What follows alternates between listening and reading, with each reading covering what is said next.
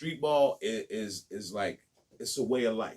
Like if you playing basketball and you have no announcer, it's just a pickup game.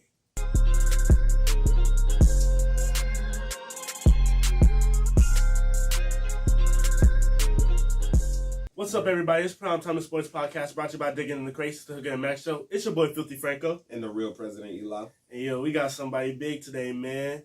We got Joe Pope, legendary, man. What's up, fellas?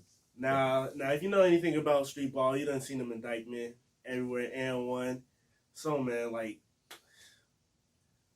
what's been up with you? Man, well, I just been like, since the pandemic, I had work. I was in and out of Miami working, and then I went up to New York and work. It's been kind of tough, you know what I'm saying? Because, flying and you don't know who's sick now, so it's kind of difficult to, like, just be carefree with your travel. But I just been, doing a lot of things, especially with my boys. My man Pam's, I got to give a shout out. That big football tournament in Harlem, Spanish Harlem, my man Skip Capture.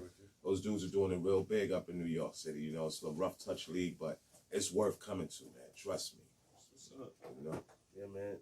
So you've been with Nike, Under Armour? Yes.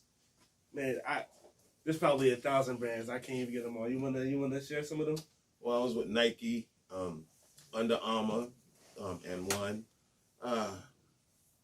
A lot more, you know what I mean? But, the major ones I really like, stick with and try to shout them out because, they help pave the way for me to get where I am now. So, Under Armour and Nike was really big in my life, you know what I'm saying? And, I really appreciate them showing me the love that I've had, because, I did like a Elite 24. You guys know about that? Yeah. That's one of the biggest tournaments ever thrown in New York City. I had John Wall, Lance Stevenson, Lance Stevenson, Randall, Julius Randall. I was around those guys when they still were in high school, on their way to college. You know what I mean? So I got to see them in their true prime of basketball. Yeah, I remember Lance. Lance, it's a shame, but Lance was.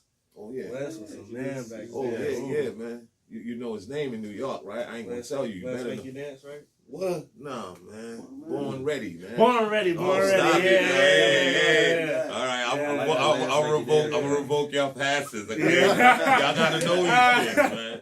Born ready. That's a good friend of mine too. My man, Lance Stevenson. So. Yeah. So when did you know you wanted to get into this, man? Like what age were you like? Was there a certain age where you're like, yo, I kind of like this, Was it like, you on the courts, just. Well, in New York City, where I'm from, Bronx River Projects, I was one of the top point guards ever to come out of there. You know what I mean? I'm not taking nothing from any of my homies, but I was one of the top point guards to come out of there. Hey, if you know it, talk man. But it's all about remaining humble. Oh, yes, sir. So that's what it's about. And I played ball. I traveled. I hooped. I mean, every basketball tournament in New York City. I played Rucker Park. I played at Dykeman. I played at RYA Citywide. You name it, I played it. You know what I mean? And I hurt myself. So what happened was, I had to sit back and figure out a way to stick around the game. Yeah. Then my boy Lee Green threw a tournament called Watson. I don't know if that's caught any footage from that, but it's called Watson Classic. And, I went out to the park. My man R.A. was on the mic before me. And I got out there and my man was like, yo, you need to get it on mic. You're a funny dude. So, I got on the mic. And this is how I see it. If you play basketball, you could be a great announcer. But you have to know all the elements of the game. Yeah. True. It has to be, you have to be able to entertain, tell these people what's going on, and keep the crowd involved. You know what I'm saying? Like if somebody get crossed over, I'm going to tell you. You know what I'm saying? like when KD came to Dykeman. Yeah. And my man. Tarantula. Yeah, of course. Who named that? And my man, the big bully. That's what we call him, the big bully, dunked it on him. Let's go. Solitary confinement. Good pass to the bully.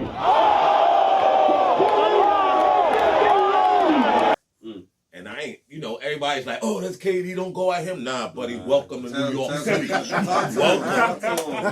Nobody gets a pass. You know what I'm saying? If you get punched on, boom, off the vertical, and you had to go like that, hey, you know what I mean? That's tough, but you gotta take it don't matter who you are. That's right, and like I was saying, Watson started me out, like, being able to voice my opinion about the sport and being able to entertain and being able to give guys names. You know what I'm saying? And that's a big thing.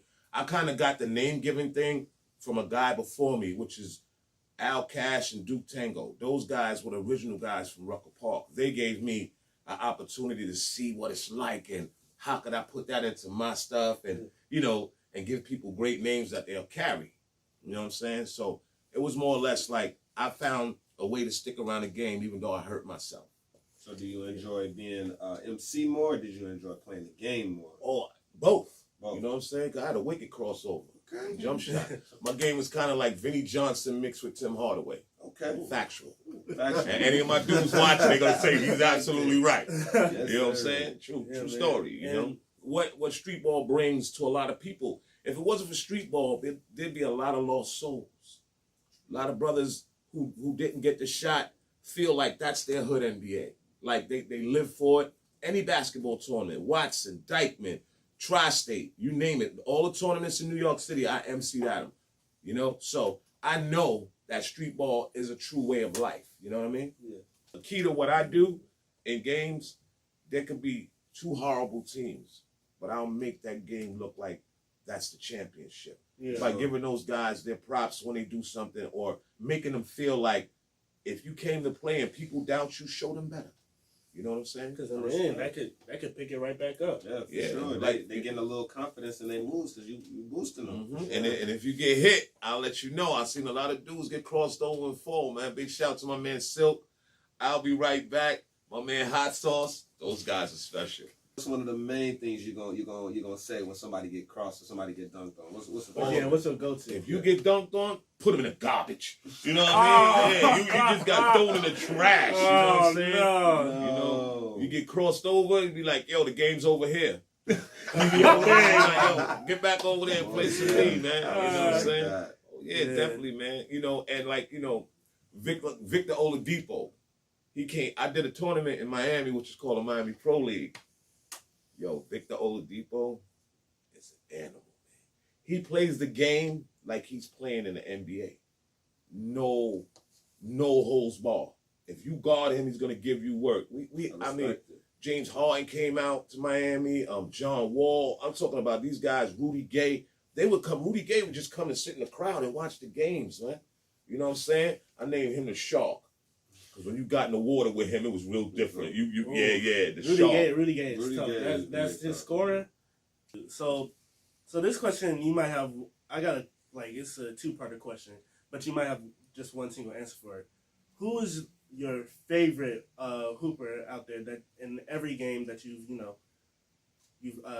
announced on, and like second to that, who's the best player you done had out there? Outside of let's move out the NBA players or pro. All right, you said the best player. Best player, He passed away. My man, Big Strick. Everybody in New York City know I'm right about that, man. He was a big man. We call him Baby Panda. Like a panda bear, kind of chubby, but he take you to the bucket. He can move like Escalade, somebody like Escalade. A little quicker than S, but Yeah. S put you on the box. You look like a Fig Newton. Game over, little man. You know what I mean? But my man, Strick, he played the game on the box, something special.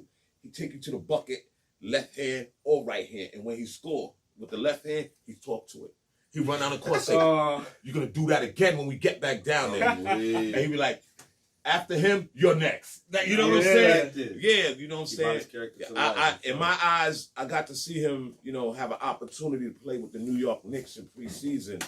And, he didn't make it or whatever, but he was putting in work. You understand what I'm saying? And that just, to me, says, like, not everybody make it, but when he came back home and stepped into the park, that was his domain.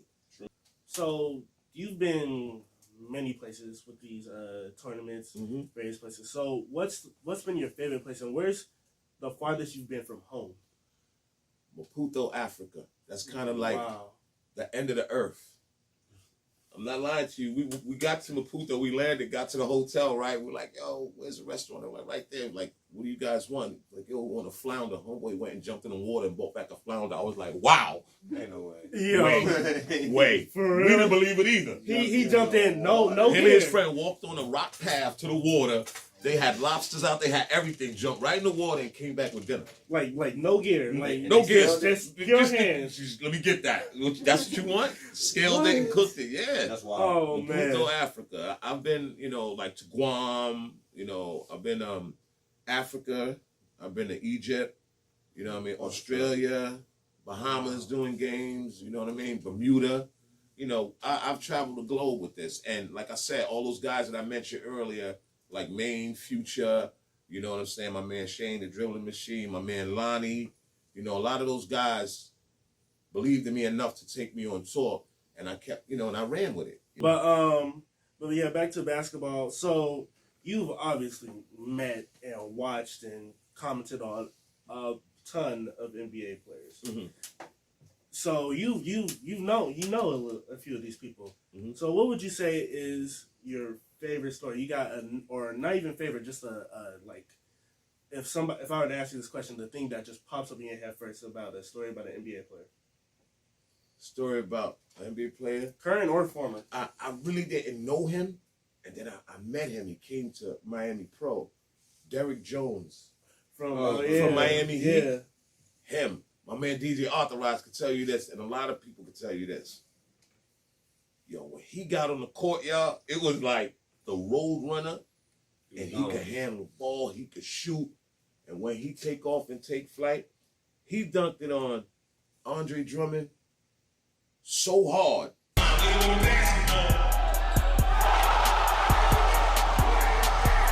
Drummond jumped, switch hands, Oh, nice. and kicked the ball out of bounds. And the gym was packed. I'm talking about most of the Miami Heat players that live in Miami, they came out and played, and they showed a lot of love. You know what I'm saying? Yes, And it was amazing. And my girl Paris that played for UNC, she helped get me the job to be a commentator for UNC. Oh wow. And I MC that North Carolina Central. Okay, I respect Might as well come to A&T, man. What? We might need you. Got the check. Yeah, you know what Ah, I mean? yeah, Hey, yeah. listen, nothing for nothing leaves nothing. You know what I'm saying? If Ern plugged me in, I'll check it out and come hold y'all down, But I really like doing the games over at Central. Because their Midnight Madness is crazy. Yeah, he came to my class. So man, like how much talent have you seen that, could have made it? Like and not even just like how you said Baby Jordan, could give you 50 and, probably, be an all-star up there, but just like could have made it even if they're not dropping everybody. I'm just gonna say this. The terminology of young brothers in the hood coming out with so much talent is just sometimes lack of leadership. Having someone in your corner to say, yo, this opportunity is here, go and get it. But if you don't have anyone in your corner, or you don't have the money to go to school, sometimes people see you, but then they don't see you because they don't know what you're truly worth. You don't got that exposure. Right. If you got that knack and you got somebody that can say, well, I'm going to help you go to school, and you get on that court and you show the school what you're worth, they'll turn around and give you a scholarship. Because I've seen a lot of guys come out of the hood that are great, great basketball players. When I say to you, I mean phenomenal. Like, there's a lot of guys that can't check. So many guys that play in Dykeman Park. So many guys that play in Rucker Park. So many guys that play in Tri-State. So many guys that play in Watson. It's just so sad that they tend to become a product of the environment. You know what I mean? Lack of education. Some of them drop out of school. Some of them dealt bad breaks, meaning that you come from a broken home, and mom's got to do everything to take care of the rest of them, that she doesn't have enough time or enough money to just situate you. You understand what I'm saying? And then you got to get a job, and then, some kids turn to drugs, some kids have babies young. You know what I mean? The streets is just to me like a volcano. either you go around it or you fall in the pit. Mm-hmm. There's so many guys that you can't come for everybody. Like they're saying, you can't help everybody. You know what I'm saying? You know, you have to help yourself. But go ahead. I know I've seen a football player, you know, he was a running back. I went to high school with him, and this dude, like, fast, agile, could move, and he could run through you. And, you know, things happen, you know, situations in his life. Now, he's still a college athlete. Right. But I'm saying he could have been on, you know, ESPN, Primetime. And, you know, he's, you know, I still think he can get there. I still know he's going to get there because he's gotten notoriety, but just he could have gone so much higher. But look at Earl Manigault. You saw that story, the GOAT, Earl Manigault. Yeah, sports guys, right? You need to go home and watch that. Look at another player, my man Lenny Cook. My homeboy, my man, my dude. I watch him destroy everybody. He destroyed Kobe, he destroyed LeBron, and he destroyed Carmelo Anthony. And it's shown. He was telling them, y'all going number one? Ha! Got caught up. Things didn't work out for him. But he was one of the most prominent players ever that could have went to the league and had those Kevin Garnett contracts. You know, had those LeBron contracts because he was a pure basketball player. You understand what I'm saying? So that's a perfect example of what I mean when I say it's about guidance. It's about coming from a broken home and just making sure that you try to stay focused enough where you could get to where you need to be and then execute. It's not as simple as it seems. A lot of people say, oh yeah, I'm nice, I'm this, I'm that, I got this, I got that. But do you have what it takes to get where you need to be? Execute it. Definitely good. So we're gonna go over to the NBA. So it's been determined that they're aiming for the December 22nd to start the 2021 season, that's crazy. I mean, they just finished, and you know, LeBron today said, you know, if we play, I'm going to be cherry picking until January or something. So do you think, in my opinion, I believe people, you know, the Lakers, the Heat, and even teams in the conference finals, so you know your nephew, all them. Do you think they should get like buys? I say, you know, a week. No bye. No buy. No bye. I mean, that ain't basketball. You got to play to get where you need to be. Am I right? I respect. You got to abide. Michael Jordan didn't get no buy. Oh, Dang. He put his work in. Okay. All right. Dang. Olajuwon never got a buy. None of them got buy. I don't want to hear that buy stuff because at the end of the day, there's a lot of LeBron James in the hood. A whole bunch. I tell you, one guy, he played with N1, and he was just one amazing basketball player. His name is Half Man, Half Amazing. My man Ben's from Brooklyn. That's the name that Duke Tango gave him. Half Man, Half Amazing. I respect. Please understand that name suits him. Well, wait. I have a question. Me and Franco was having this debate a couple weeks back. Okay. Who is your GOAT, or who are your top three In the NBA? NBA all time? All time. All time. All time. Larry Bird. Okay. Ooh. MJ.